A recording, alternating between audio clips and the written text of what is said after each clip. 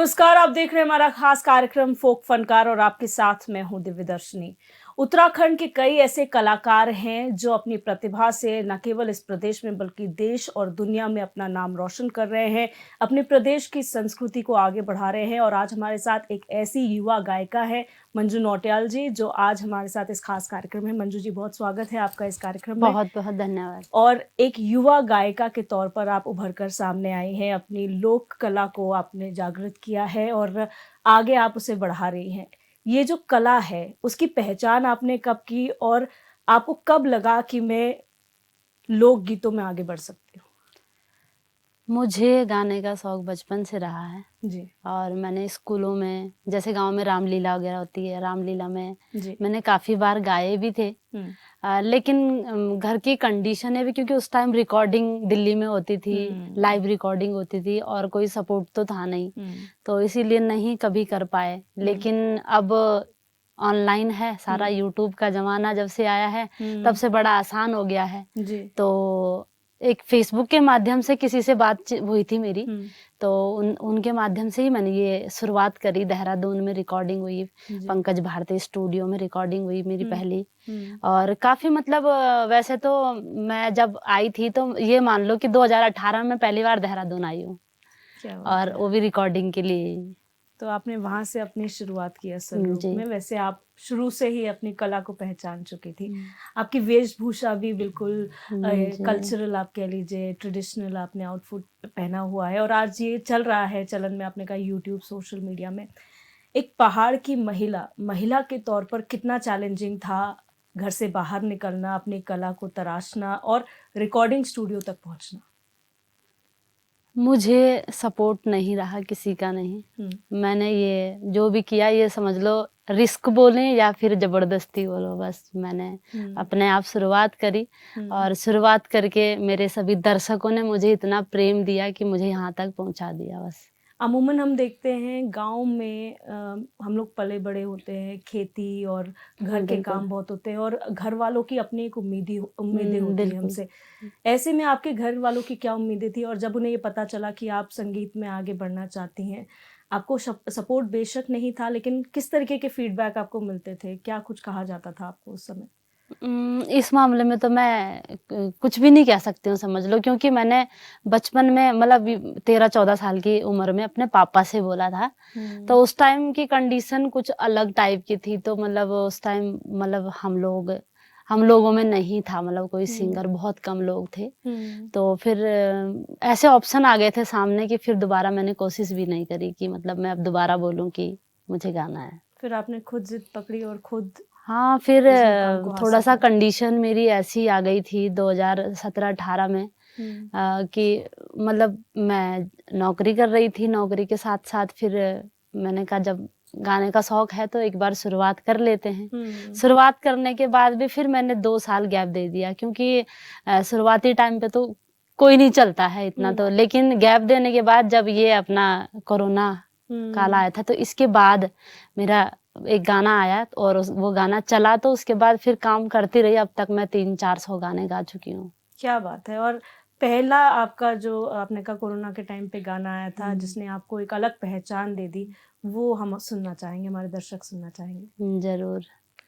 दर्शकों ने बड़ा प्रेम दिया मुझे उस गाने में। वो मैंने गाना मामा पे गाया था जी। जैसे मामा को इनवाइट कर रहे हैं कि मतलब जी। मामा जो छा हमारा घर में मेहमान आला बड़ी जी।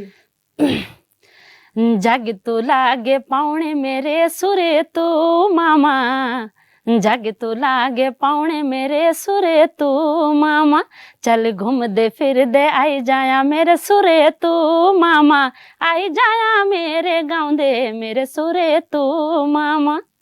मोड़े रे मोड़ाइए मामा खेली मोड़ाए, मोड़े रे मोड़ाइए मामा खेली मोड़ाए, तेरी देनी सुर तू मामा हारो लगाए, मामा मेरे सुर तू मामा हारो लगाए। क्या बात है, बहुत सुंदर। और आपकी आवाज में एक अलग खनक है जो शायद सभी दर्शकों को पसंद भी आई है और आपने एक अलग पहचान अपनी बनाई है। आज के समय में हम देखते हैं, एक समय था जब शादियों में पंजाबी बजता था, ढोल बजते थे, लेकिन आज सिर्फ प्रदेश में नहीं, देश में जब आप सुनते हैं कि सोशल मीडिया हो या फिर शादी ब्याह हो, उसमें पहाड़ी गाने बजते हैं, तो कैसा महसूस होता है कि आप भी उसका एक हिस्सा हैं? अ, मतलब मैं अगर यकीन मानो तो मतलब कभी सोचा नहीं था यहाँ तक का कि इतना हो, क्योंकि जब मैं पहले कभी गाड़ियों में बैठती थी तो गाड़ियों में गाने चलते थे, तो मैं भी कभी सोचती थी कि क्या कभी मेरे गाने भी बजेंगे ऐसे। तो मतलब अभी भी अपने आप में यकीन नहीं हो पाता है कि मतलब क्या सच में मैं यहाँ तक पहुंची हूँ। मेरे दर्शकों का बड़ा प्रेम रहा है मेरे साथ में, और इतना वो है मुझे अपने दर्शकों से कि मेरे अभी तक मतलब जितने भी दर्शक हैं सारे ओरिजिनल है। मुझे बड़ा भरोसा है कि मेरे साथ हमेशा हमारे दर्शक ऐसे ही बने रहेंगे। बिल्कुल, और एक कलाकार के लिए यही सबसे बड़ी ताकत होती है, उसके दर्शक, उसके श्रोता जो उन्हें सुनते हैं, प्यार देते हैं, और हर किसी का एक आइडल होता है।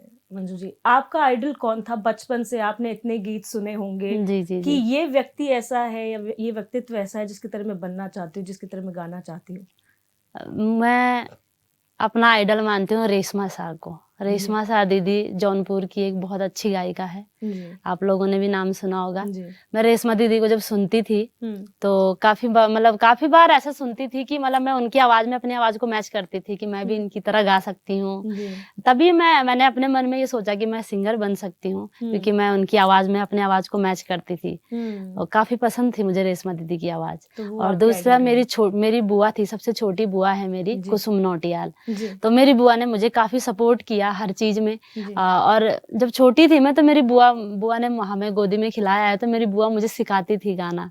वो एक लाइन गाती थी फिर मेरे से गवाती थी कि वैसे गाओ।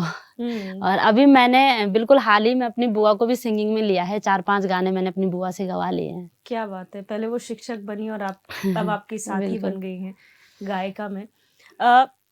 एक प्रोफेशनल सिंगर और एक अनट्रेन्ड सिंगर में बहुत फर्क होता है। एक जिसने बचपन से ट्रेनिंग ली हो, उसके बीच में गाना, और आपने जो खुद की कला को निखारा है, उसमें कितना फर्क आप मानती हैं और चैलेंजिंग कितना रहा आपके लिए? आपकी कला थी और आपका मोटिवेशन था, लेकिन उतनी भीड़ में अपनी एक अलग पहचान बनाने में कितनी जद्दोजहद आपको करनी पड़ी? मैं तो मतलब इसमें भी मैं कुछ नहीं कह पाऊंगी, क्योंकि मेरी उम्मीद से बहुत बाहर है। मैं कैसे आगे निकली, कैसे हुआ मुझे नहीं पता। मैंने तो सिर्फ शौक के लिए गाया था, बस मेरे दर्शकों ने मुझे प्रेम दिया और मुझे यहाँ लाके पहुंचा दिया, वो होता चला गया। बिल्कुल। अच्छा, आपने गढ़वाली गीत, जौनपुरी गीत आपने बहुत गाए हैं जो बहुत लोकप्रिय हुए। आपने कहा अब तक 300-400 गीत आप गा चुकी हैं। कोई ऐसा गीत जो आपके हमेशा स्मृतियों में रहेंगे, याद में रहेंगे कि ये मेरा सबसे बेहतरीन गीत है जो मैं कभी नहीं भूल पाऊंगी? आपके सारे ही गाने बेहतरीन होंगे, बिल्कुल, लेकिन कोई ऐसा गीत जो आपके दिल से जुड़ा हुआ हो, जिसे आप बहुत पसंद खुद करती हैं? दरअसल मैंने वैसे तो काफी गाने गाए हैं, लेकिन एक दौर ऐसा था मेरे साथ कि मतलब थोड़ा घर से जब होता है ना, जब मैंने शुरुआती टाइम पे जब शुरुआत करी थी, तो क्योंकि जब पापा ने मुझे बचपन में मना किया था, तो एक होता है कि जब मैंने शुरुआत करी तो मैं बहुत डर गई थी कि मतलब अब मैं घर पे कैसे जाऊंगी अपने पापा के सामने, मेरे पापा मुझे डांटे ना, मेरे पापा मुझे बोले ना। तो 2 साल हो गए थे समथिंग, 2 साल तक मैं अपने घर वालों से बात नहीं कर पाई इसी डर के मारे कि मतलब मैंने गाना तो शुरू कर दिया लेकिन घर में कहीं मेरे को अब डांटना पड़े। तो उस टाइम जब बात नहीं हो पाती थी तो होता है थोड़ा सा, तो मैंने माँ पे एक गाना लिखा उस टाइम। तो वो गाना, हे माँ जी मेरो प्राण खुदेणु, हे माँ जी मेरो प्राण खुदेणु, अखोली माजी कने कोई मिरोणु, ब्याखुनी बगाते माजी तेरी याद आंदी, हे माजी, हे माजी मेरो प्राण खुदेणु, बचपन को गैलो माजे हैसा खेल्या दीन, गैल्याणियों का गैले माजे हैसा खेल्या दीन, हे माजी मीते बहुत याद आंदा, ब्याखोनी बगाते माजी तेरी याद आंदी हे माँ जी मेरू प्राण खुदेणु। बहुत सुंदर ये गीत है और सच में लग रहा है कि उस वक्त जो आपकी मनोस्थिति रही होगी अपने घर से दूर और जो आप अपने घर वालों को याद करती होंगी, उन्हें आपने शब्दों में पिरोया और संगीत के उसे के तौर पर उसे जनता के बीच में उतारा है। जब ये तमाम चीज़ें हो रही थी, एक लड़की के लिए बहुत महत्वपूर्ण हो जाता है जब आपने कहा कि मेरे को खुद भी नहीं पता चला मैं कब एक सिंगर बन गई, मैंने शौक के लिए गाया था, लेकिन एक अंदर से होता है कि मैं भी सिंगर बनूंगी। तो वो कॉन्फिडेंस क्या था कि मैं ये मेहनत मुझे बहुत ज़्यादा करनी पड़ेगी क्योंकि बहुत मेरे से भी ऊपर बहुत सिंगर्स हैं, मैं गांव से पहली बार बाहर रिकॉर्डिंग स्टूडियो में आई, तो बहुत सारी चीज़ें आपके मन में उस समय चलती होंगी। पहले तो नहीं था, जब मैंने शुरुआत भी करी थी तब भी इतना वो नहीं था कि मतलब मैं यहाँ तक आऊंगी, लेकिन जब मेरा एक गाना चला तो उसके बाद फिर होता है ना जिसको कहते हैं कि अपने आप को मेंटेन करना, तो उसके बाद बड़ा मुश्किल हो गया था कि मतलब अब मैं मार्केट में क्या दूं कि जो लोग पसंद करे, अब मैं कैसे करूं, तो काफी चीजें होती है। तो एक गाना चलने के बाद फिर मैं, क्योंकि मैंने बताया कि 2 साल तक मैं बीच में छोड़ चुकी थी क्योंकि नहीं हो पा रहा था, तो क्योंकि मैं नौकरी कर रही थी और नौकरी के साथ साथ गाने में जितना भी खर्चा आता है खुद करना पड़ता है। जब तक फेमस नहीं हुए तब तक प्रोड्यूसरों को भी हम नहीं बोल सकते कि हमारे प्रोजेक्ट में पैसे लगाओ, तो उस टाइम खुद ही लगाना पड़ता था। और मैं जॉब करती थी, मुझे 6,000 रुपये सैलरी मिलती थी, तो उसमें मैं नहीं कर पा रही थी कि मतलब मैं अपना ऑडियो निकाल सकूं। तो फिर जब एक गाना चल गया तो उस गाने के चलने के बाद तब काम तो खैर काफी मिला, लेकिन अपने आप में कुछ दोबारा कुछ ऐसा करने के लिए मैं बजट नहीं बना पा रही थी कि अब मैं कैसे करूंगी और क्या करूंगी आगे। तो थोड़ा सा वही मुश्किल था, और बाकी तो काफी रिकॉर्डिंग है, फिर जैसे फीमेल रिकॉर्डिंग काफी मैंने लोगों के साथ गाया हुआ है। उसके बाद लोगों के सपोर्ट से जो है थोड़ा बहुत करके अभी तक चलता आ रहा है। बिल्कुल, और न सिर्फ स्टूडियोज के अंदर बल्कि आप लोगों के बीच में भी जाती होंगी, शोज करती होंगी, तो जब बच्चे आपको देखते हैं जो नए टैलेंटेड सिंगर्स हैं, किस तरीके की प्रेरणा वो आपसे लेना चाहते हैं जब वो आपको देखते हैं, और किस तरीके के सवाल उनके मन में होते हैं आपसे कि वो इस तरह से करना चाहते हैं, आपकी तरह बनना चाहते हैं, या टिप्स क्या देते हैं आप? देखो टिप्स तो मैं तो जैसे जब मैंने शुरुआती मंच किया था तो शुरुआती मंच पे होता है ना, थोड़ा डर भी लगता है। मैं एक मंच पे रोई भी थी आधे घंटे तक, क्योंकि मुझे खुद को यकीन नहीं हो पा रहा था कि क्या सच में क्योंकि उस टाइम मेरा ऐसा चला कि लोगों का प्रेम एकदम से जुड़ गया था। तो फिर भी मैं टैलेंट के लिए काफी वो करती हूँ कि जिसके अंदर जो हुनर है वो जरूर है, क्योंकि मैंने बहुत वेट करा है, बहुत इंतजार करा मैंने इस समय के लिए। तो मैं सबसे ये गुजारिश भी करती हूँ और ये भी इतना कहना भी चाहती हूँ कि जैसे बच्चों के अंदर टैलेंट है, वो अपने बच्चों का टैलेंट कभी ना छुपाएं। कोशिश करें कि हमारा बच्चे के अंदर जो टैलेंट है हम उसी में अपने बच्चे को आगे बढ़ाएं। तो आप एक तरीके से एक सेल्फ मेड सिंगर हैं, आपने अपना व्यक्तित्व खुद निखारा है, अपनी कला को खुद पहचान दी है और आज इस मुकाम में है। बहुत सुंदर और भावुक कहानी है मंजू नौटियाल जी की। और आगे फनकार में और हमारे साथ खास शख्सियत है युवा लोक गायिका मंजू नौटियाल जी। मंजू जी, ब्रेक में जाने से पहले आपने कुछ गीत जो आपने शुरुआती दौर में गाए उनके बारे में बताया। एक दौर था कुमाऊनी हो गढ़वाली उत्तराखंडी गीतों में जब रिमिक्स का दौर बहुत चल गया था कि शब्द होते थे अपने, लेकिन वो किसी म्यूजिक किसी और का होता था, कहीं बॉलीवुड से। उस दौर में और अब के दौर में कितना फर्क आप मानती हैं हो गया है?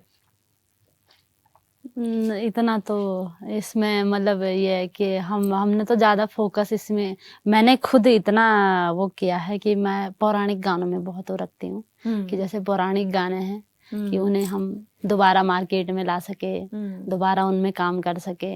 और अभी भी मेरी कोशिश है कि जो पौराणिक गाने दब चुके हैं जिनको लोग सुनते हैं, क्योंकि हमारा जो कल्चर है, हमारे कल्चर में क्या है कि घर घर में बैठ के गाते हैं, है ना। तो जब हम उन गानों को सुनते हैं तो हमें लगता है ये गाने दोबारा मार्केट में आने चाहिए ताकि लोगों के कान तक दोबारा पहुंचे, एक नए कलेवर के साथ दोबारा रिलॉन्च किया जाना चाहिए। और जहाँ तक आपने कहा, अपने पौराणिक गीतों का आपने जिक्र किया, पांडव नृत्य और इन तमाम जी। तरह के गीतों में भी आपने रुचि रखी जी, है और बिल्कुल। आपने हाँ गाए जी। हैं, तो हम चाहेंगे कि हमारे दर्शकों को आप बिल्कुल, सुनाएं। मैंने पांडव गाया। पांडव भी पौराणिक गाना था, लोकगीत था पांडव, जो मैंने जाकर गाया। उसके अलावा मैंने 1-2 गाने और गाए हैं जो जी। पौराणिक मतलब पहले के थे, जी जी और मैंने उन्हें दोबारा एक गाया मैंने, कमर पेड़ा, जी वो भी पुराना गाना था, जी उसे भी मैंने दोबारा गाया है। बिल्कुल। और एक गाना गाया था मैंने बेटी पे गाया था, बाबा की प्यारी करके, वो भी पुराना गाना था। तो ये तीनों गाने मुझे काफी अच्छे लगते हैं, और काफी मुझे लगता है कि मतलब लोगों को ये गाने पसंद आए बिल्कुल, हम हैं, चाहेंगे कि है ना। तो पांडव जी जागर, दरअसल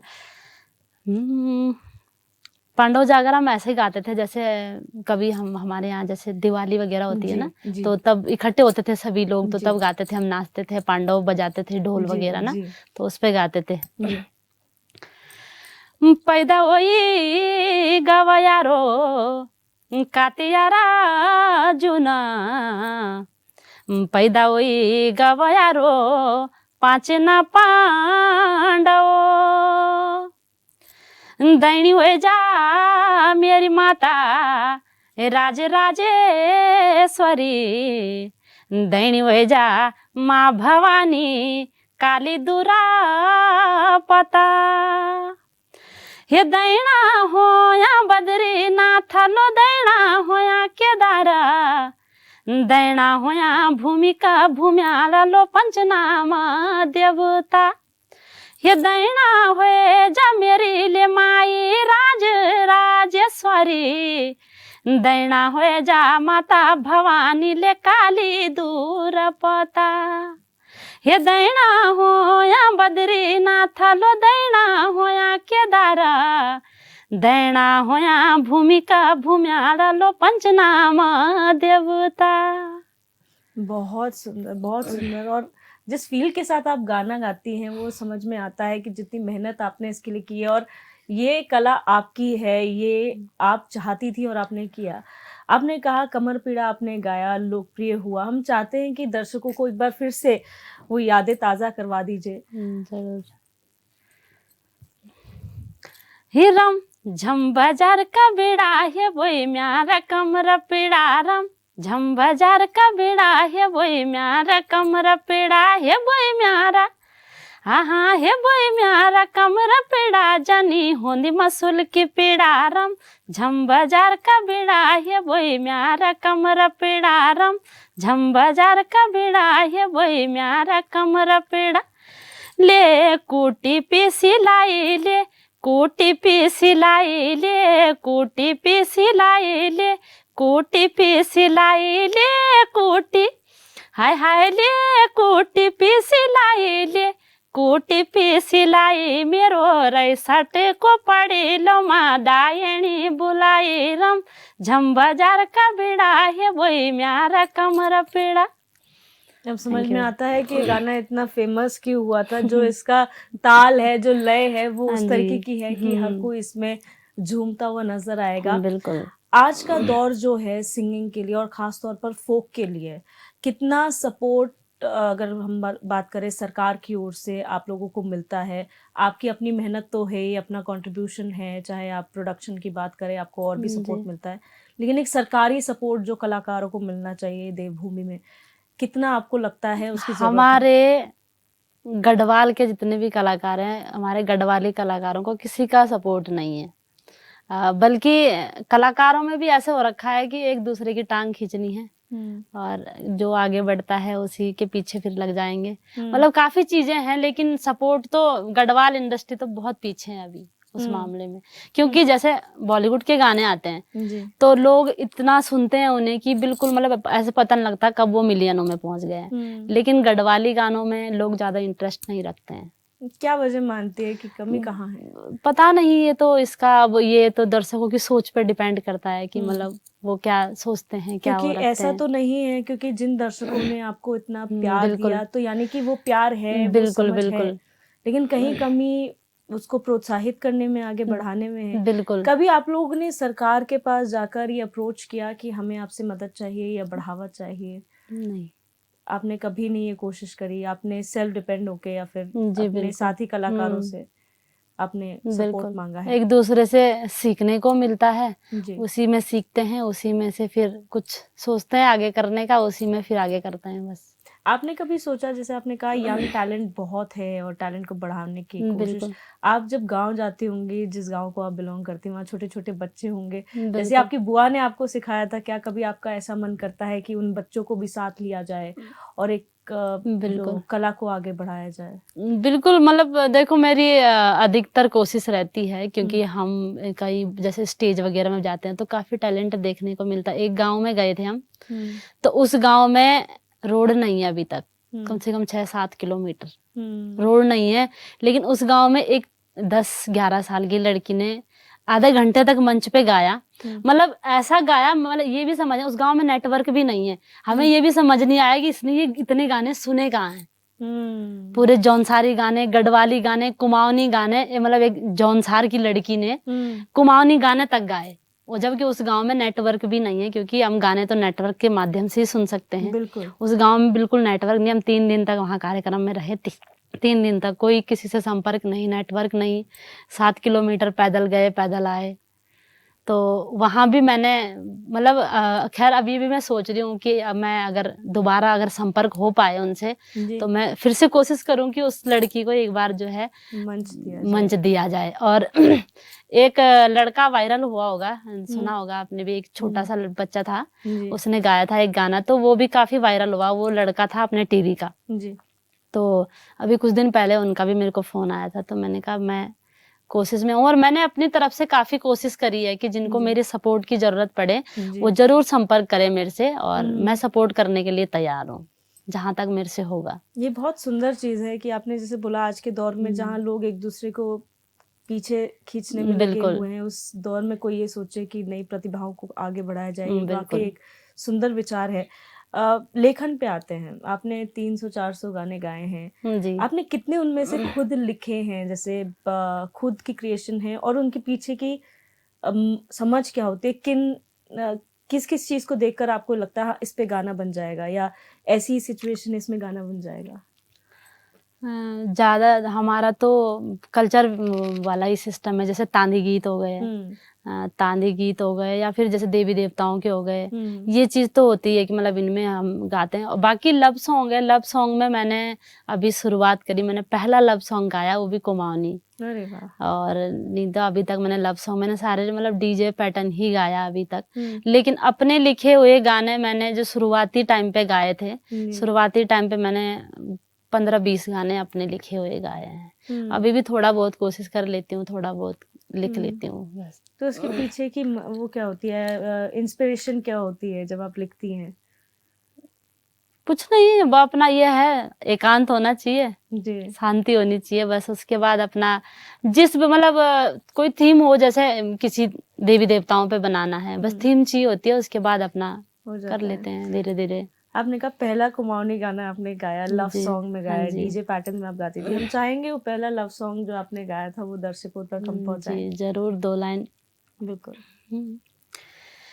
तू मेरो सुआ मेरो पराणा, तू मेरो सुआ मेरो पराणा, तुई छे ज्यो मेरो तुई मेरी जाना, तुई छे ज्यो मेरो तुई मेरी जाना, जन्म जन्म को साथ निभोलू, जन्म जन्म को साथ निभोलू, तेरा बगैर मैं ले मर जोलू, आँख भी जवाना तब करे ससुर की त्यारी हो, होले घोरा घोरा गुगुती ऊंचा डायू के, खैर लांदे बाबा के नाओ की, भाई बहनों की याद घोड़ा घोड़िया खुद लगा मई त्या गाँव की, हाँ भाई बहनों की याद घोड़ा घोड़िया खुद लगा मई त्या गाँव की।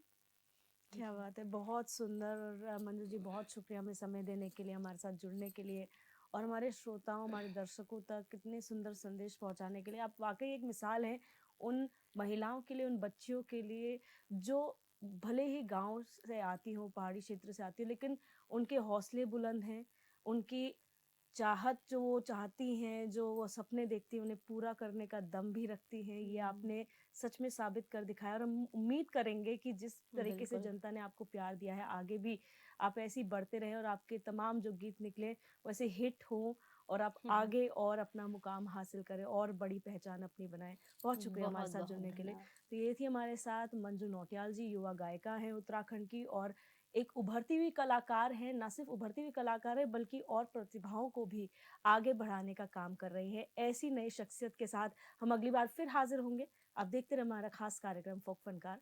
नमस्कार।